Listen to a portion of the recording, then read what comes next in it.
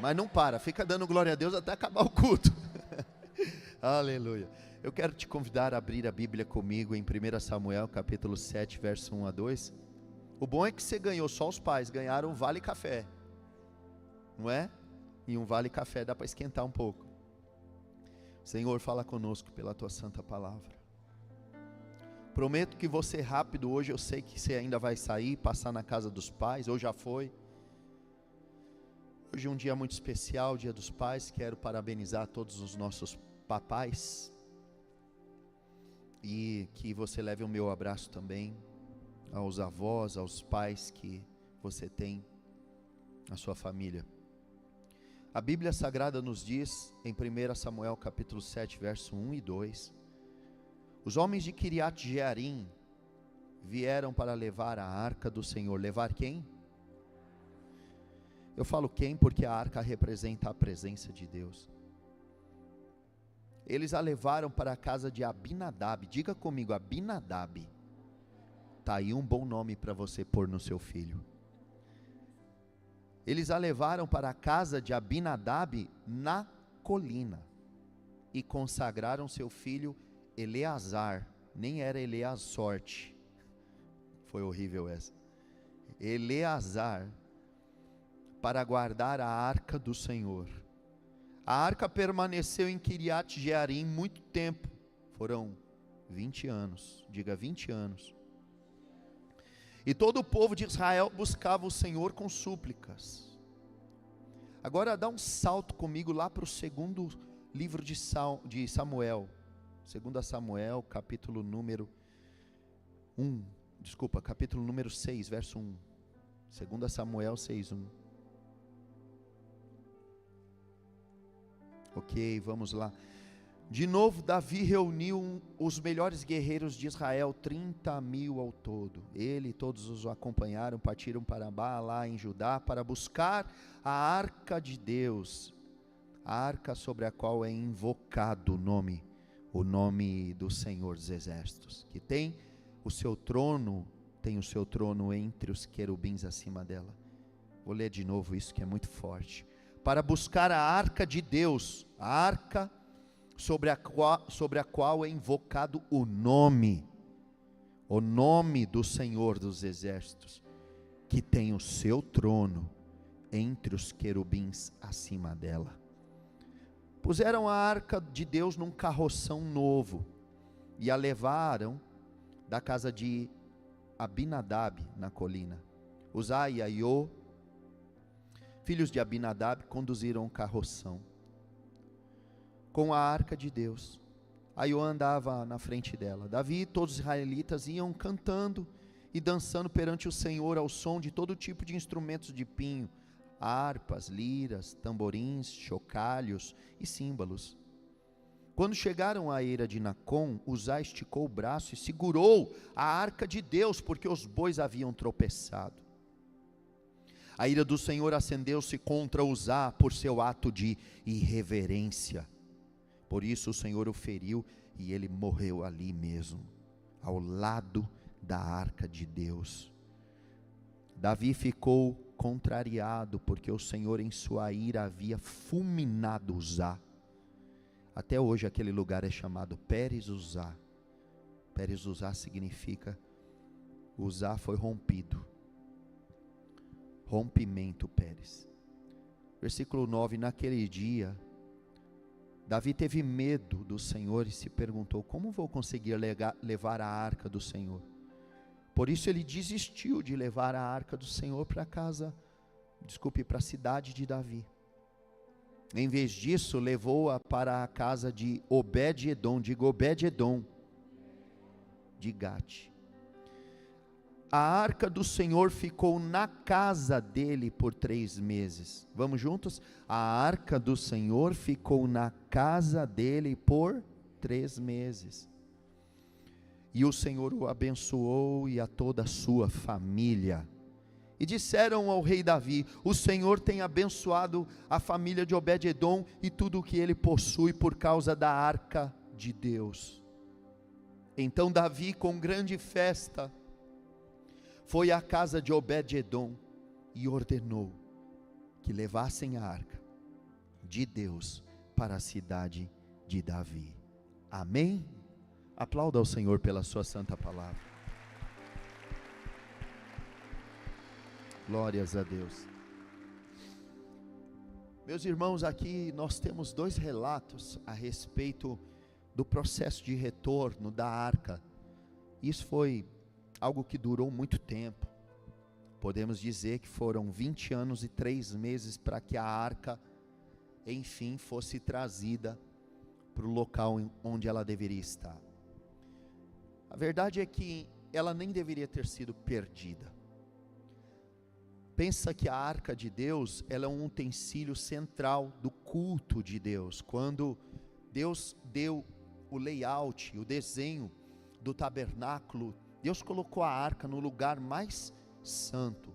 Inclusive, há um exagero, uma hipérbole de palavra que diz que a arca do Senhor ficava no Santo dos Santos, ou no lugar santíssimo, porque era o âmago do culto, o local mais profundo, onde somente o sacerdote poderia entrar uma vez por ano, para oferecer, através de uma bacia que ele levava, de um holocausto que ele tinha feito, lá no arraial, ele trazia o sangue de um cordeiro imaculado, e ali na tampa do expiatório, onde ficavam 2 querubins com asa estendida, um de frente para o outro, se derramava aquele sangue da propiciação.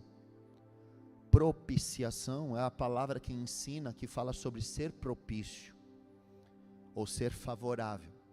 Era um sangue expiatório, que uma vítima derramou, o sangue de uma vítima, que expiava, que pagava a dívida do meu pecado, a dívida do pecado do povo.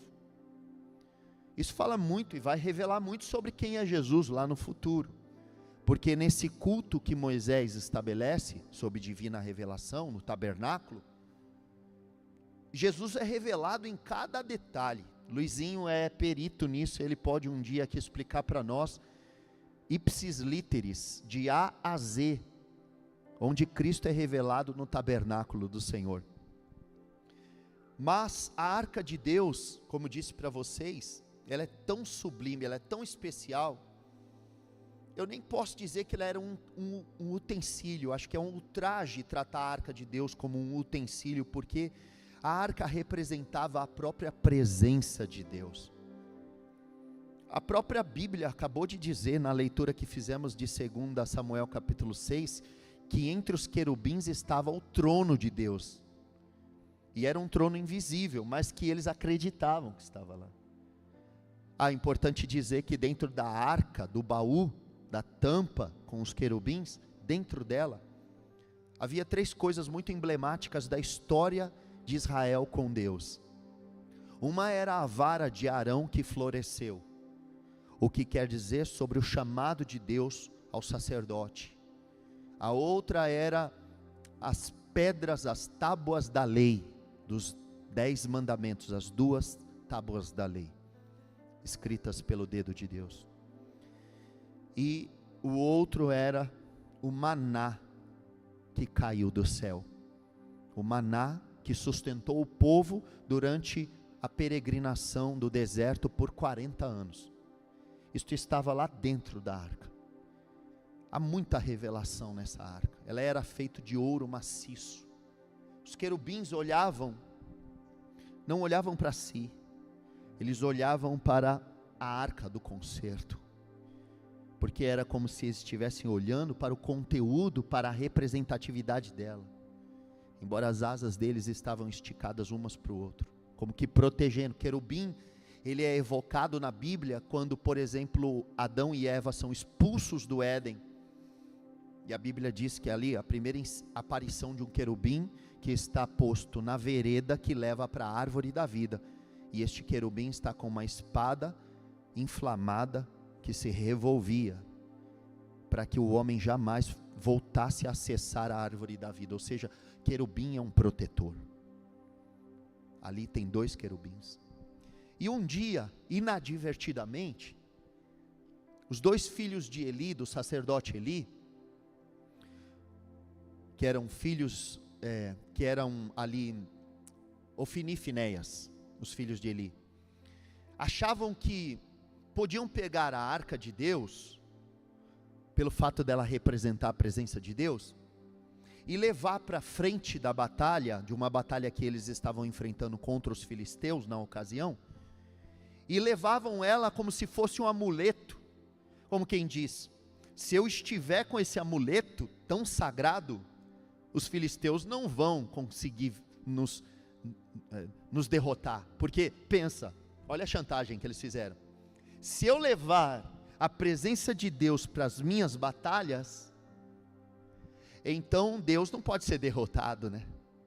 Tem muita gente que lida com Deus dessa maneira, tem uma vida torta, pecaminosa, como esses 2, que eram pervertidos, prostitutos, que eram corruptos, 2 filhos de Eli, que não aprenderam nada, e o seu pai não conseguiu ensinar eles também, foi incompetente na missão de pai, e eles achavam que podiam manusear a arca de Deus, levar para o fronte de batalha e que venceriam. Obviamente, Deus não se deixa escarnecer, diz a Bíblia em Gálatas capítulo 6. Eles perderam a batalha, os 2 filhos de Eli foram mortos.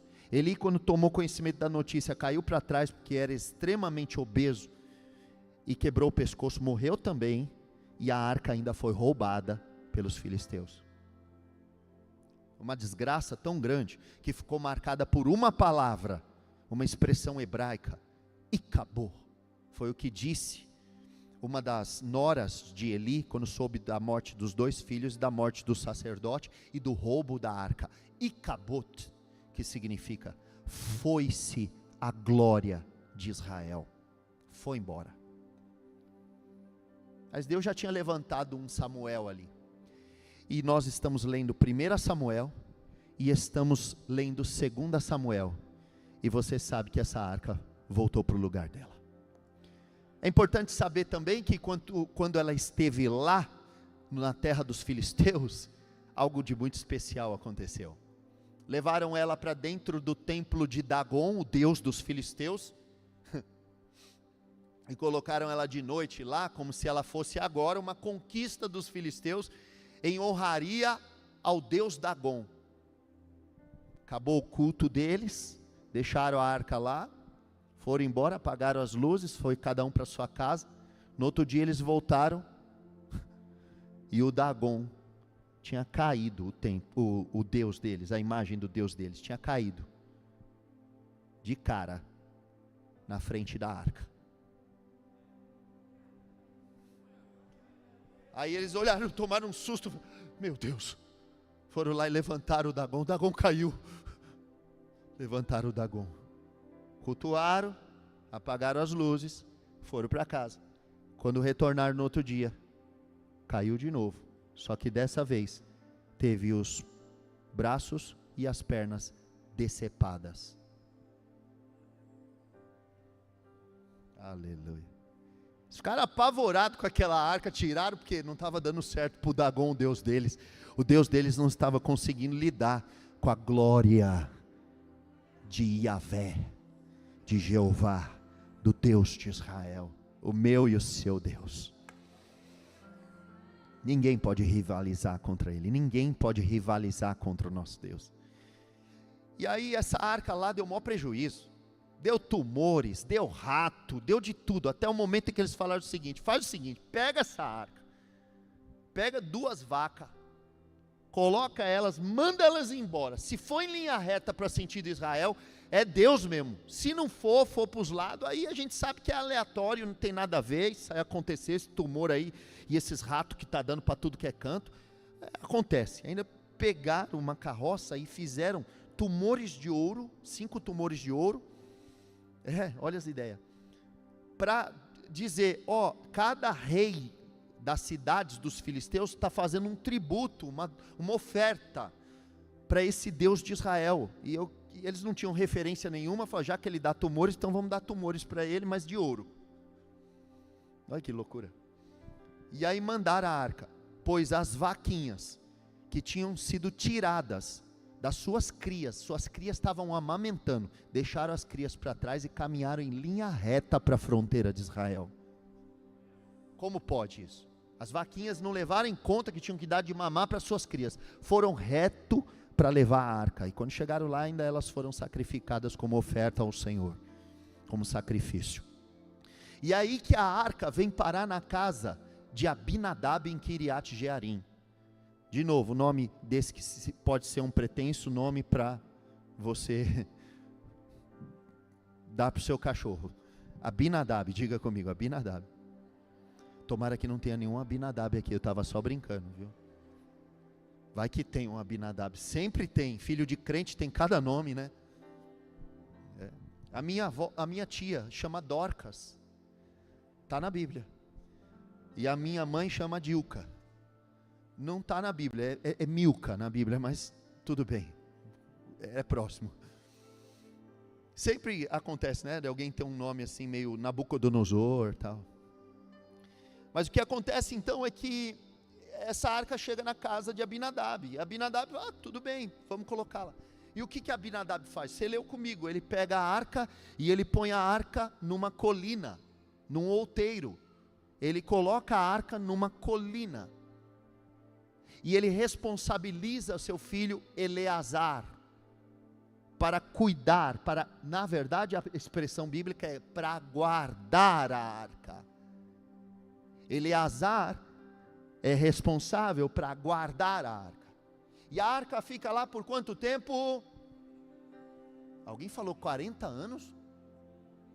3 meses? Tem certeza? Está errado. A arca fica na casa de Abinadab por 20 anos. 3 meses ela vai ficar depois na casa de Obed-edom. Por 20 anos ela fica lá, e depois de 20 anos, o que acontece? Davi chega ao reinado. Samuel foi juiz, depois Saul foi levantado rei, Saul apostatou da fé, foi deposto, foi destruído, foi morto em batalha. Davi ascendeu ao trono, se tornou rei, e Davi, lá na cidade de Davi, em Jerusalém, diz: eu quero que a arca de Deus venha para cá, porque aqui agora Jerusalém é a capital do país. Eu quero que esse seja o local do culto, da adoração, do tabernáculo. Eu quero trazer a arca. Então ele vai lá na casa de Abinadab, fala para o pessoal colocar a arca num carroção, e faz uma festança com 30 mil homens, vai dançando, fazendo festa, tocando e tal, e a arca vai vindo, e vai vindo, e vai vindo. Chega uma hora que a arca, o carroção, os bois passam por cima de uma pedra, e o carroção tropica, e aí a arca dá uma sacudida, e ela está pendendo para cair, ela vai cair, e o filho de Abinadab, não o Eleazar que cuidava dela lá, o Uzá, estende a mão, e segura ela para ela não cair no chão e se despedaçar na cabeça dele. E quando ele põe a mão nela, imediatamente Deus mata ele. Deus rompe. Pérez, rompimento, dá a entender que Deus rasgou ele, e as entranhas deles vazaram ali, por causa desse ato de irreverência, de pôr a mão na arca. Em primeiro lugar, ele não podia pôr a mão na arca, porque ele não era sacerdote. Segundo, a arca tinha argolas, e varais deveriam ter sido colocados nas extremidades dela, ela era retangular, para que os levitas levassem ela com toda a reverência. Não era levar assim em cima de uma carroça. Quem leva a arca em cima de carroça são os filisteus. Israel aprendeu como se devia levar a arca. como eles perderam contato com a presença, eles acabavam levando a arca como os outros levavam, porque ficaram muitos anos sem a arca. Sabe qual é o perigo de pegar o bonde andando? Olha como bateu. Sabe qual é o perigo de aproveitar o embalo dos filisteus? É que nós, daqui a pouco, como evangélicos, estamos perdendo contato com a nossa fé e incorporando a fé dos outros à nossa. A arca não foi feita para levar em cima de carroça, e nem em cima de boi, nem em cima de vaca. Ela veio parar aqui pelas vacas, porque filisteus não sabem como lidar com ela. Mas você que é afeito à presença, e sabe como a arca foi mandada ser fabricada, deveria ter reverência, para levar ela no ombro, e não em cima de carroça. Deus está falando algo com essa igreja. Eu não sei se você consegue perceber, que muito provavelmente, eu, você, todos nós, podemos estar praticando uma fé, muito mais parecida com a dos filisteus, do que com a fé, que uma vez por todas foi dada aos santos. Porque o que está nos faltando, é tato no manuseio, é reverência, é respeito, é consideração com o sagrado. Enquanto nós banalizarmos o manuseio do sagrado, nós seremos penalizados quando os bois tropicarem. Deus está dizendo, desse jeito não se leva a minha arca, mais cedo ou mais tarde alguém vai cair morto. Precisamos nos responsabilizar, bater no peito e dizer, é o meu Deus, é a arca do meu Deus, e sou eu, é no meu ombro que ela deve pousar. Quem vai oferecer o ombro para Jesus, fazer uma obra de espanto nesse lugar? Quem vai oferecer seus ombros, suas pernas, sua força física, amar o seu Deus com todas as tuas forças, com todo o teu coração, com todo o teu entendimento, é se responsabilizar pelo peso da arca. Aleluia! Se você quer ver os milagres que Deus vai fazer na sua família e na sua vida, ofereça seus ombros para pousar, para vergar sobre eles o peso da glória de Deus. Bois não podem levar aquilo que é nossa responsabilidade. Precisamos parar de terceirizar isso. É muito profundo isso, porque nós estamos terceirizando a criação dos nossos filhos. O que tem de mais sagrado dentro da casa? Estamos terceirizando. Temos profissionais para tudo. Temos terapia para casal, temos pedagogos, temos psicólogos, temos psicanalistas, temos psiquiatras, temos remédios tarja preta, temos de tudo para compensar a nossa irresponsabilidade. Carroças, carruagens, roldanas, rolamentos, bois, canzis,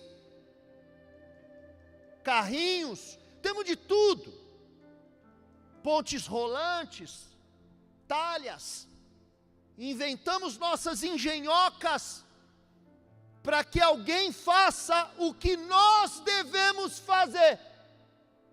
Mas deixe eu lhe dizer, toda vez que você não se responsabiliza por aquilo que Deus te responsabiliza, Deus vai cobrar isso de você. A arca que Deus te deu não pode ser terceirizada. A sua arca não é minha responsabilidade. Eu tenho a minha para carregar também. Você pensa que de repente a coisa acabou, mas vem comigo aqui olhar, observar o paradoxo entre a arca ficar 20 anos na casa de Abinadab e 3 meses na casa de Obed-edom. Olha que coisa. A primeira impressão que nós temos é que quando a arca está na casa de Abinadab, 20 anos, quando ela acabou de vir da terra dos filisteus, e ela vai ficar onde? Numa colina. Já na casa de Obed-edom, a arca vai ficar onde? Dentro da casa. Olha que coisa. A arca representa a presença de Deus, sim ou não? A presença de Deus, ela não dispara dentro de você, ela não deflagra dentro de você a impressão de uma pessoa. O que Deus é para você? Uma pessoa ou uma coisa? É uma pessoa. Então, se Deus é uma pessoa, Deus tem que ficar na colina 20 anos ou tem que ficar dentro da minha casa? O problema é que nós estamos coisificando a presença de Deus. Por isso que por 20 anos, a arca fica lá, e não há uma única nota do quanto aquela arca beneficiou aquela casa. Aliás, não houve benefício nenhum. Deus tratou Abinadab e a sua família com a mesma indiferença com a qual ele foi tratado. Deus vai tratar as pessoas conforme ele é tratado. Se Deus for honrado, ele vai te honrar. Se Deus for aviltado, se Deus for vilipendiado, se Deus for desprezado, ele também desprezará. Há um momento da história de Israel em Malaquias, que Deus fala, é Deus que fala, tomara que alguém apague as luzes e feche a porta do templo, que eu não quero mais vocês aqui, eu prefiro que não venham, é melhor que não venham. Ele diz, olha o que ele diz, olha o que Deus está dizendo em Malaquias capítulo 3, capítulo 2, 3, quer dizer, Malaquias inteiro é um protesto contra esse falso culto, esse culto plástico, inventado. Ele fala assim, apresenta essa oferta que você está me trazendo ao teu governador. Você pôs um versículo pesado, e pode deixar que hoje eu estou ácido, hoje eu estou tóxico, vamos falar isso na internet. Pode deixar lá Malaquias que você pôs aí, 2, 3 aí. Diz, deixa aí, eu vou falar sobre outra coisa, mas pode deixar. Apresenta essa oferta ao teu governador, terá ele agrado de ti? Porque eles traziam uma oferta que era um sacrifício, um cordeiro, manco, coxo, porque eles ficavam com o bom, e traziam para Deus o defeituoso, manco, coxo. É para Deus mesmo. Deus me compreende, Deus entende. Irmãos, se é para Deus tem que ser o melhor. Se é para Deus, então Deus está falando o seguinte, faz o seguinte, já que você vai me dar uma esmola, já que você vai me dar o resto, já que você vai me dar uma coisa estragada, então não me dá. E aí nesse ponto aqui, meu Deus, quem que pôs? Foi você, Du? Foi? Você está terrível, hein, Du? Essa parte aqui, Deus está falando o seguinte, esse animal que você me trouxe está doente, e quando eu fui colocar ele no meu altar para ser sacrificado a minha glória, ele defecou no meu altar, o excremento dele aqui. Olha o que Deus está falando, eu vou pegar o excremento dele e vou jogar na sua cara. Pesado, eu sei, é pesado, você não saiu de casa para ouvir isso, mas Deus também não saiu do seu trono para receber isso. Deus não merece isso, o Criador dos céus e da terra merece mais. Alguém concorda que Deus merece mais? Não podemos tratar Deus desse tipo de maneira. Então, pode tirar nós estamos coisificando a presença, assim como Abinadab coisificou a arca. Ele fez a arca se tornar uma coisa e pôs na colina, ficou na colina. E ele ainda responsabiliza o seu filho Eleazar, para que ele guardasse a arca. A ideia de guardar alguma coisa, atribui fragilidade a ela. Meu amigo, a arca deu conta de si perante o templo de Dagon. Você acha que Eleazar precisa guardar o quê? Você não guarda a Deus. Você pode guardar a imagem de alguém, a foto de alguém, o ídolo que você fez. Esse você precisa polir, precisa lavar, precisa passar pano. Mas a arca de Deus, a presença de Deus, ela cuida de si própria. Ela não precisa ser guardada por ninguém. Deus precisa ser adorado, Deus precisa ser cultuado, Deus não precisa ser guardado. 20 anos consagraram o Eleazar a uma tarefa inútil. Se dentro do país dos filisteus, se dentro do templo do Deus deles, a arca cuidou de si mesma, me diga, para que ela precisava ser guardada por esse Eleazar? E Abinadab é tão covarde, que ele ainda manda os outros, o filho dele guardar, não ele. Diferentemente de Obed-edom. Obed-edom põe a arca dentro da sua casa, e ele mesmo interage com ela. Ele não diz, vai lá meu filho, cuida da arca. Ele diz, deixa comigo, eu vou ensinar para vocês como faz. Vamos sacrificar ao Senhor aqui, Ele está presente. Vamos almoçar. Pai Celestial, obrigado pela Tua presença, pela comida que o Senhor trouxe nessa mesa. Ele interage, Ele comunga com a presença de Deus dentro da casa dele. Ele está com a presença de Deus dentro da casa dele. Ele não atribui à presença de Deus a fragilidade que os ídolos têm. Ele trata a arca como o próprio Deus é santo. Ele assume a responsabilidade, ele não terceiriza. Deus hoje está nos chamando a assumir nossa responsabilidade com aquilo que aprendemos, com aquilo que sabemos sobre Ele. Deus está pedindo para alguém aqui, filho, filha, passe a me tratar mais a sério. Se você espera algo de mim, se você quer mais de mim, se você quer que eu seja mais do que uma religião de domingo, se você quer que eu esteja na segunda, então comece a me tratar como alguém, não como algo. Versículo 5 vai dizer que Davi cantava, dançava, pulava. E mesmo assim, na hora do culto, houve a morte de Uzá. Por quê? Porque sem reverência, o culto vira insulto. Vou falar de novo. Não adianta cantar, não adianta dançar, e nem adianta dar dinheiro, sem santidade, sem consagração, sem arrependimento. Porque você pode ter caído, você pode ter errado inadvertidamente, você pode ter se deixado vencer pela carne, a carne é fraca, mas o espírito está pronto, mas você pediu perdão, e você se arrependeu.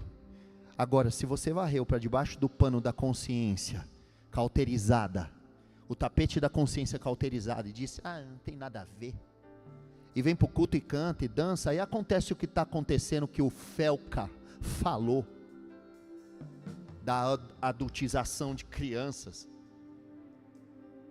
de um camarada que era paparicado por um monte de profetas, que varreram para debaixo do pano a imoralidade, só para ter o reconhecimento de um influencer. Maldição, malditos, miseráveis, desgraçados, porque a Bíblia diz assim, tu dizes, rico sou, e de nada tenho falta, mas eu te digo, tu és pobre, miserável, desgraçado, nu. Arrepende-te, porque senão virei a ti, virei contra ti. É muito poderoso, é muito forte. Não podemos fingir que não estamos errados, não podemos fingir que Deus não vê nosso erro. O que devemos fazer se nós erramos é ser singelos, humildes, sinceros, e dizer: Senhor, me perdoe, eu me arrependo do meu pecado. O Senhor está aqui, está vivo. O Senhor não é uma coisa inanimada, o Senhor é a presença viva, santa, incandescente, poderosa. O meu Deus é um fogo consumidor, Hebreus 12, 29. A Bíblia diz, meus amigos, que todos nós haveremos de prestar contas perante o Senhor. Todos nós iremos comparecer perante o trono do Senhor, e Ele dará a cada um segundo as obras de suas mãos. Esse evangelho relativo, eu preciso dizer isso, porque, veja bem, esse evangelho açúcar, algodão doce, ele se destrói no fato de que Deus matou o próprio filho dele, por causa do pecado. Porque se o pecado não fosse algo grave, por que Deus mataria o seu filho? Me responda. Porque foi necessário um preço de sangue, porque a vítima morreu, a expiação foi feita, o sangue foi derramado do próprio filho, porque Deus nos amou. Foi necessário matar o filho. Se só o amor resolvesse a nossa situação, estava tudo certo. Deus já tinha nos amado antes de matar o filho. Mas por nos amar e querer nos livrar da condenação eterna, Deus tributou ao seu filho a condenação que era a nossa. Então como que hoje eu posso viver uma vida que desdenha da morte, do sangue de Jesus? Como que eu posso viver como se o pecado não fosse algo ofensivo contra Deus? Por isso, não pense que se alguém andar deliberadamente no pecado, desprezar, desdenhar, apostatar da fé, inventar malabarismos teológicos, para normatizar o pecado, que isso passará desapercebido aos olhos daquele que seus olhos são como chama de fogo. Você sabe por que os olhos de Deus são como chama de fogo? Porque o fogo testa a qualidade dos materiais. Os olhos de Deus testam a qualidade dos materiais. E quando o fogo pega, se você é madeira, feno e palha, você desaparece. Mas se você é prata, ouro e pedras preciosas, você permanece. O fogo depura o ouro. Deus quer depurar a igreja dele. Deus quer nos apresentar imaculados pelo sacrifício expiatório do Filho dele. Reverência foi o que faltou para usar, porque durante 20 anos a arca era uma coisa na casa dele, que não era o pai que cuidava, era o irmão mais velho. E aí, por não ter reverência, ele pôs a mão onde não devia ter posto. Mas reverência é uma coisa que se aprende em casa. Hoje é dia dos pais, estamos no mês da família. Saia daqui com essa missão, pai, mãe. Ensine o seu filho, a sua filha, a reverenciar o santo, a tributar honra, glória, louvor. Ensine os seus filhos a ofertarem. A minha avó me ensinou a ofertar. Ela punha uma moedinha na minha mão, dizia: filho, toda vez que você for na igreja, dê uma oferta para Deus. Nunca compareça perante Ele de mãos vazias. Deus que fez tudo por você merece algo. Ensine os seus filhos a orar pela comida, a agradecer, a serem gratos. Ensine reverência. Abinadab foi displicente, não ensinou seus filhos, coisificou a presença, e o resultado foi péssimo. Ele perdeu um de seus filhos por irreverência, porque reverência se aprende em casa. A Bíblia diz em Eclesiastes capítulo 5 verso 1, guarda o teu pé quando entrares na casa de Deus. Chega-se mais para ouvir do que para falar, do que para oferecer sacrifícios de tolos, pois não sabem que fazem mal. Deus está nos convidando a lidar com Ele com reverência. Veja que paradoxo incrível, durante 20 anos, Deus tratou com indiferença a casa de Abinadab. Não aconteceu nada, você conhece, eu sei, talvez você seja uma dessas pessoas que viu seus pais, seus avós servirem a Deus e nunca acontecer nada. E aí tem gente que chega na igreja, está há 3 meses na igreja, explode. Eu estou vendo gente fazer assim, 20 anos coisificando a Deus, lidando com Deus como Deus de domingos, dos domingos. Aí chega alguém aqui, nem vem no domingo, vem na quarta. 3 meses o cara vira a vida dele, já está ensinando a palavra, já está voando já orou pelos outros, já foi curado, a empresa prosperou, abriu as portas, superou depressão, voou. Sabe por quê? Porque pôs a presença de Deus não na colina, pôs dentro de casa. Estou falando para os jovens, coloca a presença de Deus no teu computador lá, do teu quarto, onde teu pai não vê. Vê se Deus pode jogar os jogos que você joga com você, vê se Deus pode estar no teu quarto com você, vê se Deus pode estar com você nas madrugadas, vê se Deus pode falar com você junto com seus amigos, jovens e também homens e mulheres, vê se Deus pode estar lá no salão fazendo unha com você, pintando o cabelo, sei lá o que vocês fazem lá, puxa, estica, vê se Deus pode estar naquele lugar, se aquele lugar é sufocante para a presença, se aquele lugar asfixia a presença de Deus, porque se não cabe o teu Deus, não te cabe. Não vá para os lugares onde Deus não pode estar. Deus não podia entrar na casa de Abinadab, Deus tinha que ficar na colina. Deus tinha que ficar na colina, 20 anos Deus ficou em cima de uma colina. Deus podia estar abençoando, 20 anos era para esse cara, desculpa falar mano aqui, que eu me empolguei. Mas 20 anos era para esse Abinadab entrar para a história, Eduardo, era para esse Abinadab ser o cara, se não fosse o mais rico, ele seria o mais poderoso, eu não sei, não aconteceu nada, desperdício total. Aí vai para a casa de Obed-edom, porque por acaso acontecem coisas, por acaso você veio ouvir essa palavra hoje, né? Aí por acaso a arca vai parar na casa do camarada, em 3 meses a Bíblia faz uma nota incrível aqui do que aconteceu. Olha como diz, versículo 11, a arca do Senhor ficou na casa dele por 3 meses, e o Senhor o abençoou, e a toda a sua família. O Senhor matou o filho de Abinadab, mas o Senhor abençoou a família de Obed-edom. Porque é assim que é, como nós tratamos, Ele vai nos tratar.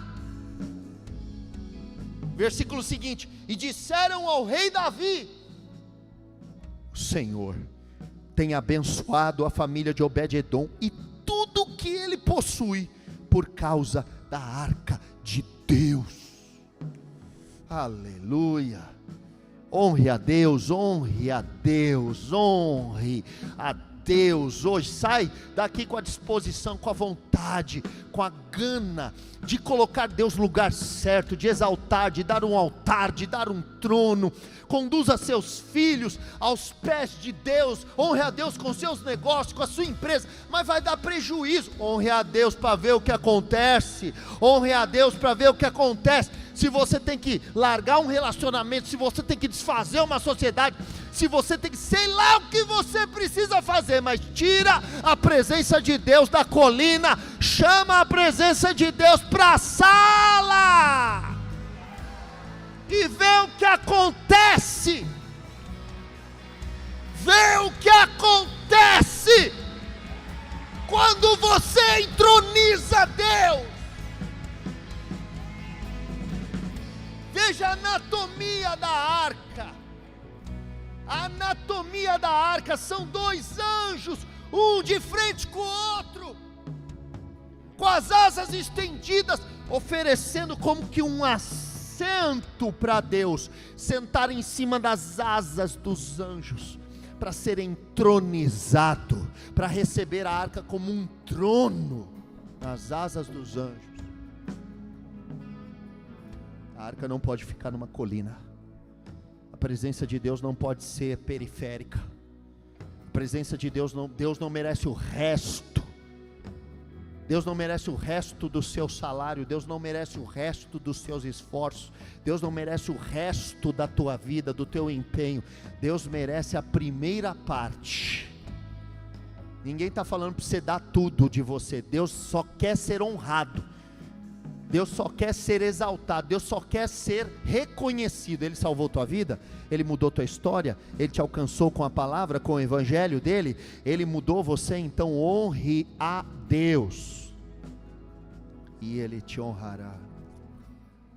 Honra o Senhor com a tua fazenda e com as primícias da tua renda, e Ele endireitará as tuas veredas.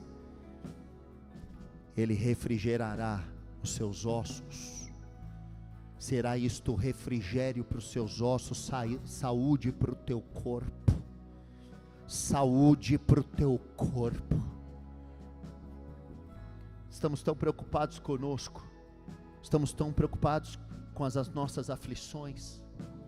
Entrega o teu caminho ao Senhor, confia nele, o mais Ele fará. Se preocupa em honrar a Deus nessa situação que você está. Como eu posso honrar a Deus? Como eu posso entronizar? Como eu posso exaltar? Como eu posso dar o meu melhor dentro das minhas limitações, dentro da minha capacidade? Eu tenho um lugar bom para a arca ficar dentro da minha casa, e não é na colina junto com os cachorros. Eu não vou pôr a presença de Deus na edícula. Eu não vou jogar a presença de Deus no porão. Eu tenho uma sala de estar confortável. Eu posso chamar Deus para estar na sala da minha casa. Eu posso chamar Deus para o lugar mais confortável, para o sofá mais confortável, para a mesa mais aconchegante, para o teto. Há um momento em Malaquias que Deus fala assim: vocês vivem em casas estucadas, e a minha casa não tem estuque. A minha casa não tem forro.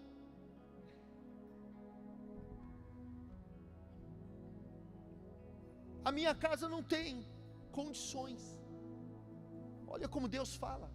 Acaso é tempo de vocês viverem em casas estucadas, enquanto a minha casa está desse jeito?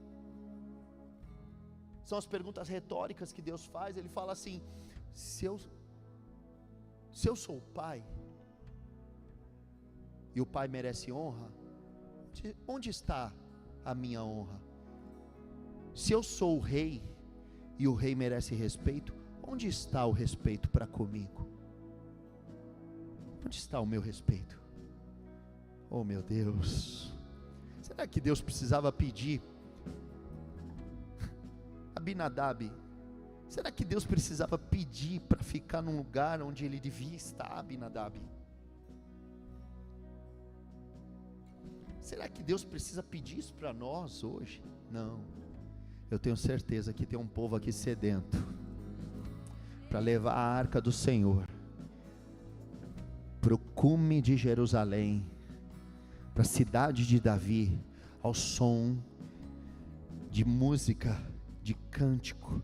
E a Bíblia diz que Davi aprendeu a lição, e no versículo 13 vai dizer que quando os que carregavam a arca do Senhor davam 6 passos, eles sacrificavam um boi.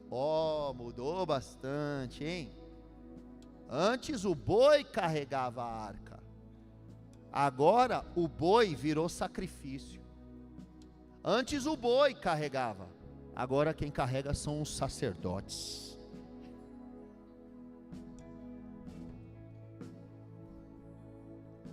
Sacrificavam um boi e um novilho gordo. Davi, vestindo o colete sacerdotal de linho, foi dançando com todas as suas forças perante o Senhor. Avança. Assim, ele e todos os israelitas levavam a arca do Senhor com gritos de alegria e som de trombetas. Avança. E aconteceu que, entrando a arca do Senhor na cidade de Davi, Mical, filha de Saul, observava de uma janela, e ao ver o rei Davi dançando, saltando e dançando diante do Senhor, ela o desprezou em seu coração. Eles trouxeram a arca do Senhor e a colocaram na tenda que Davi lhe havia preparado. Então Davi ofereceu holocaustos e ofertas de comunhão diante do Senhor. Depois de oferecer os holocaustos e as ofertas de comunhão, Davi abençoou o povo em nome do Senhor dos exércitos, e deu uma rosca, um bolo de tâmaras e um bolo de uvas passas a cada homem e a cada mulher israelita na multidão. Então todo o povo, olha a ceia, foi feita uma ceia ali. Então todo o povo partiu, cada um para a sua casa. Voltando Davi para casa, para abençoar a sua família, Mical, a filha de Saul, saiu ao seu encontro e lhe disse: como o rei de Israel se destacou hoje, despindo-se sem pudor diante das escravas dos seus servos, como um homem vulgar. Davi, porém, disse a Mical: tudo o que eu fiz foi diante do Senhor, aquele que me escolheu em seu lugar, em lugar de seu pai e de toda a casa dele, quando me designou príncipe sobre o povo do Senhor, sobre Israel. Por isso celebrarei diante do Senhor, e eu me rebaixarei ainda mais se for necessário, e me humilharei aos meus próprios olhos. Contudo, por essas mulheres que você falou, eu serei honrado. Versículo 23, Mical, filha de Saul, que desprezou a maneira como Davi trouxe a arca do Senhor, jamais teve filhos em toda a sua vida. Deus está convidando você para um tempo de fertilidade. Não é hora mais de ficar julgando o culto, é hora de colocar a arca nos ombros e assumir a responsabilidade, e trazer a arca do Senhor para a cidade, para o local central em que ela deve estar. Eu quero te convidar a ficar de pé e assumir a responsabilidade, a oferecer os ombros, para que Deus seja entronizado nessa cidade, na sua família, na sua casa. Vamos adorar a esse Deus. Aleluia! A chama não vai apagar, nos tornamos responsáveis. A chama não vai apagar, nos tornamos responsáveis. A chama não vai, importa que ele cresça, importa que ele cresça, maior que toda sombra que a gente projetou. Importa que ele seja o único Senhor. Importa que ele cresça, maior que toda sombra que a gente projetou. Importa que ele seja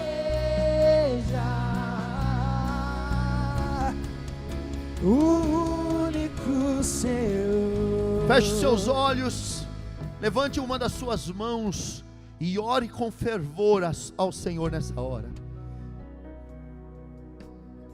Fale para Ele que você não vai mais fazer uma oraçãozinha. Diga para Ele que Ele não merece mais esse resto que temos dado. Diga que você vai levar Ele a sério a partir de hoje. Diga que você vai dar para Ele uma posição central na sua vida. Assuma a responsabilidade para que teus filhos sejam arrastados pelo exemplo. Para que pelo exemplo talvez você alcance os seus pais. Para que pelo exemplo de quem sabe como carrega a presença, os seus amigos possam levar Deus a sério. Porque esse mundo acha que Deus merece carroças e bois, mas você sabe que o que Deus merece são os seus ombros, são os seus joelhos e é o seu coração. Um dia o Paulo disse: apresentai os vossos corpos como sacrifício vivo e santo, porque este é o vosso culto racional. Deus está dizendo: chega de bois, eu quero você, eu quero seu coração por inteiro. Se entregue a mim, se entregue a mim de todo o seu coração. Talvez você estava em cima do muro, talvez você estava inseguro, indeciso, entre o culto e o insulto, entre o culto e o desprezo. Mas hoje, ouvindo essa palavra, você não quer 20 anos de indiferença. Ouvindo essa palavra, você sabe que Deus pode revolucionar sua vida em 3 meses. E eu vou lançar uma profecia. Que dia é hoje, meu povo? Dia 10 de agosto. 10 de setembro, 10 de outubro, 10 de novembro.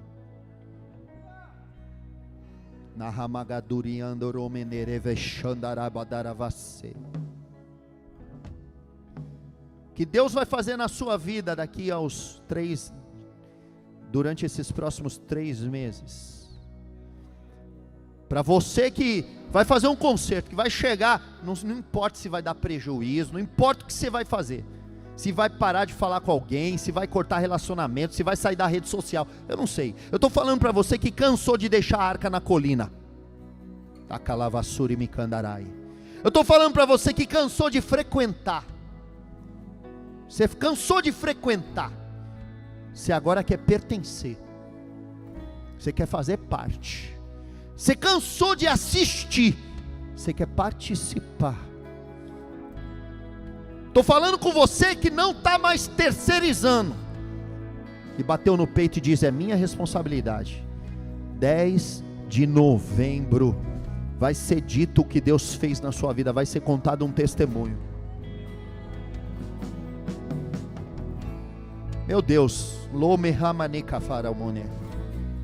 há uma unção aqui. Eu estou autorizado a lançar uma profecia sobre alguém aqui.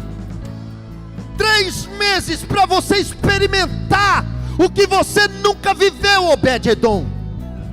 Porque teu nome não é Abinadab, teu nome não é indiferença, teu nome não é irreverência, teu nome não é desprezo, teu nome é consagração, é santidade, é decisão, é convicção, é fé. Deus vai mudar a tua história em 3 meses. Deus vai fazer algo extraordinário em 3 meses nessa casa. Deus está falando em 3 meses, algo extraordinário vai acontecer, porque toda a consagração, toda a dedicação, todo o voto que você traz perante Deus não cai no esquecimento.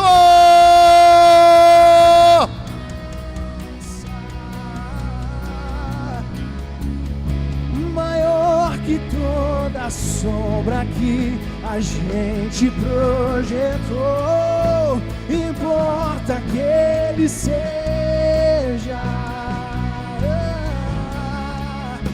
o único Senhor. Eu vou fazer esse apelo, eu preciso fazer, porque pode ser que alguém ouviu essa mensagem e disse: cansei de ser Abinadab, cansei de dar para Deus uma colina. Eu vou colocar Deus no centro da minha empresa, no centro da minha vida. E veja, eu não estou chamando você para aceitar Jesus, estou também, mas estou chamando você que vai levar Deus a sério a partir de hoje. Eu não sei o que te levou a tratar Deus desse jeito. Eu sei que se Ele me trouxe aqui com essa palavra, é porque Ele quer acertar as coisas com você, meu amigo. É porque Ele quer corresponder à sua expectativa. Ele sabe os seus anseios. E Ele diz para você: eu é que sei que pensamentos tenho sobre ti, pensamentos de paz e não de mal, para vos dar o fim que desejais. Você não faz ideia do quanto Deus quer te abençoar. Ele quer te abençoar mais do que você quer ser abençoado. Deus quer fazer a sua casa ser referência de bênção, porque se a sua casa for uma referência de bênção, as pessoas vão crer em Deus sem você precisar falar dele. Aleluia. Então eu vou te convidar, você que quer pôr Deus no centro da casa, vem aqui, põe a mão nesse altar e diz: sai comigo, eu estou indo lá, não quero nem saber se vão me olhar. Meu negócio é o seguinte: estou saindo e quero levar Deus mais a sério. Cansei de brincar, cansei de, cansei, eu quero mais com Deus, eu quero mais. Minha empresa vai ter mais de Deus, minha vida vai ter mais de Deus, meu coração vai ter mais de Deus, eu vou ouvir as músicas de Deus, eu vou falar as coisas de Deus, eu vou aprender a palavra de Deus, eu vou entrar no Consolidando, eu vou entrar numa célula, eu vou aceitar Jesus, eu vou entregar a minha vida por completo. A partir de hoje a minha vida é dele. Xarabacandaravassai. Os tronos de outros reis dobrados ao chão, até o meu coração se deu. Eita, tudo se rendeu. Quem não louvará, quem não temerá o rei? Importa que ele crê. Rumandará, selendará, que terevassu e me candarai. Maior que Rechurimi toda carame de adore. sombra que a gente Rumandarila projetou. calabrafa. Importa Chega. que ele seja. Chega de deixar a arca na colina. Hoje é dia de tratar Deus a sério. Hoje é dia de tratar Deus a sério. Importa que ele cresça. vai orando, meu amigo, vai orando, minha amiga. Vai falando: minha vida é tua, minha vida é tua, para sempre é tua. Eu me entrego a ti, eu me rendo a ti, eu me consagro a ti. Eu abro minha casa para ti, eu abro minha sala de estar. A partir de hoje, a tua palavra vai ficar no lugar mais especial na minha casa. Sabe o que Deus está me falando aqui? Escute. Deus está dizendo: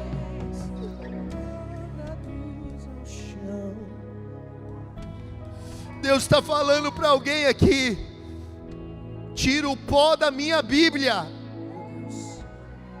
Tira aquele pó da minha Bíblia. Não deixa a minha Bíblia empoeirar mais. Pega ela, limpa ela, abra ela todo santo dia, leia a minha palavra. Meu Deus, meu Deus. Ele não merece o nosso resto, Ele não merece o nosso pouco. Deus merece tudo, Deus merece mais. Deus merece tudo. Deus nos merece, Deus nos quer, Deus te quer. Senhor, os teus filhos estão fazendo um concerto contigo hoje nesse altar. Tiveram coragem de vir aqui colocar a mão no púlpito. Ai, Pai, o Senhor não tem o canto da minha vida. O Senhor não tem o canto da minha casa. O Senhor não tem o meu resto. O Senhor não tem o meu resto. O Senhor tem minha vida, o Senhor tem meu tudo.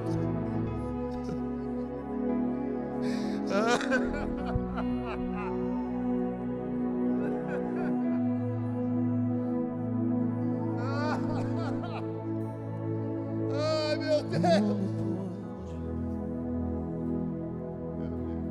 Deus com toda glória e majestade, abrir mão de tudo e se igualar a alguém como Ele. Eu me entrego. Como pôde um Deus se humilhar a ponto de precisar de ajuda para beber um pouco de água? Tenho sede, quero água, dar-me de beber, dizia o rei. E agora eu, que sei de tudo isso que fazer, Quebrando o Senhor, se derrama perante Ele. Para te dizer, confessa o seu pra pecado. mim você pra sempre será rei. Diga que você o ama. Diga que você precisa dele. E agora Abre o lugar mais especial da sua vida para Deus entrar. sei de tudo isso que fazer. Não posso ficar parado, eu tenho que te dar tudo o que tenho e sou. E agora eu, que sei de tudo isso que fazer, vou levantar as mãos pra te dizer, pra mim você pra sempre será rei. Existe alguém aqui à frente? Tem alguém aqui à frente, ou talvez aí atrás, que quer levantar as mãos para dizer que Ele é Rei pela primeira vez na sua vida, que vai entregar sua vida a Jesus, que está entregando sua vida a Jesus? Deixa eu te conhecer, levante uma das suas mãos, você que está entregando a vida a Jesus como seu único e suficiente Salvador. Tem alguém no nosso meio que quer entregar sua vida a Jesus? Onde você está? Que bom, meu amigo, que você está pondo Jesus no lugar mais nobre do teu coração. Temos mais alguém aqui na frente que pode ser que não me ouviram, que está entregando a sua vida a Jesus, dizendo: hoje eu estou colocando Ele no lugar mais nobre do meu coração. Estou tirando Jesus da colina, estou colocando Ele na sala. Tem alguém? Mais alguém? Levante a mão, por favor. Olá. Tem uma pessoa levantando a mão ali. Mais alguém quer tirar Jesus do lugar onde está tomando chuva, do lugar onde está caindo poeira, do lugar onde está caindo relento, e quer trazer Ele para dentro da casa? Mais alguém? Levante a mão rapidinho para que a gente possa orar por você. Tem mais alguém? Aleluia, Jesus. Obrigado, Pai. Você que está entregando sua vida a Jesus, eu quero conduzir vocês a uma oração. Isso, cheguem aqui. Vem cá, meu amigo.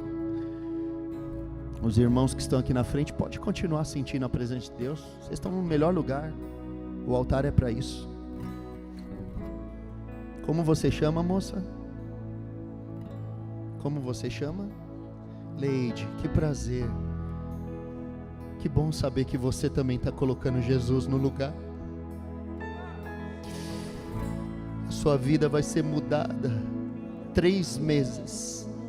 Olha para alguém que está do teu lado e diz: dia 10 de novembro. Meu amigo grandão. Meu amigo, como você chama? Josemar. Eu me identifico com você. Carequinha e barbudo. 3 meses. 3 meses, meu amigo. Está colocando Jesus no lugar certo.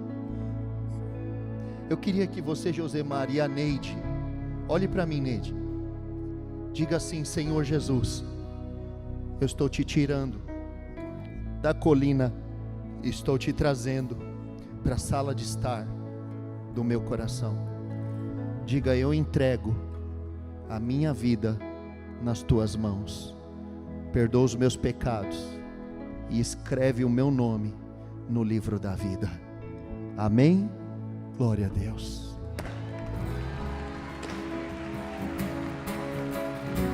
Aleluia! Glória a Deus! Glória a Jesus! Glória ao Espírito de Deus! Aleluia! Alguém pode dizer: ainda bem que eu vim. Fala para alguém que está do teu lado: ainda bem que eu vim. Diga para ele: 10 de novembro. Diga 3 meses. 3 meses para Deus revolucionar a sua história. Glória a Deus! Aleluia! Eu vou encerrar essa celebração. Tomou um pouquinho mais de tempo. Eu sei que você queria que eu acabasse, né? Você não via a hora, né? Mas vai para a tua casa e põe Jesus lá na sala de estar. Não deixa aquela Bíblia empoeirar.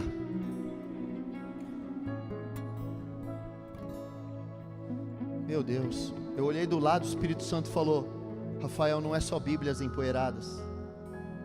Ele disse: existem instrumentos empoeirados. Existem altares empoeirados.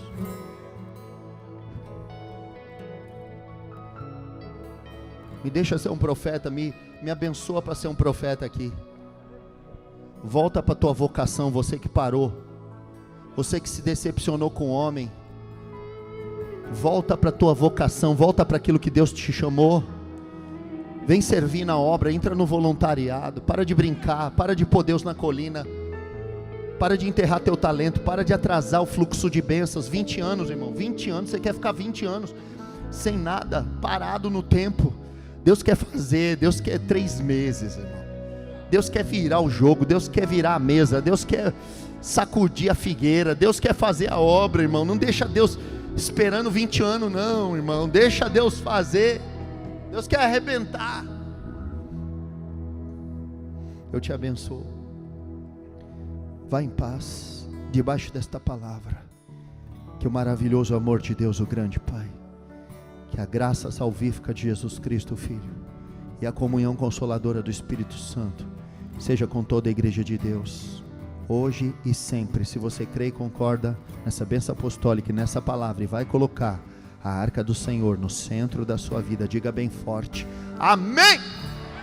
Deus abençoe, vão na santa paz de Jesus. Boa semana a todos vocês.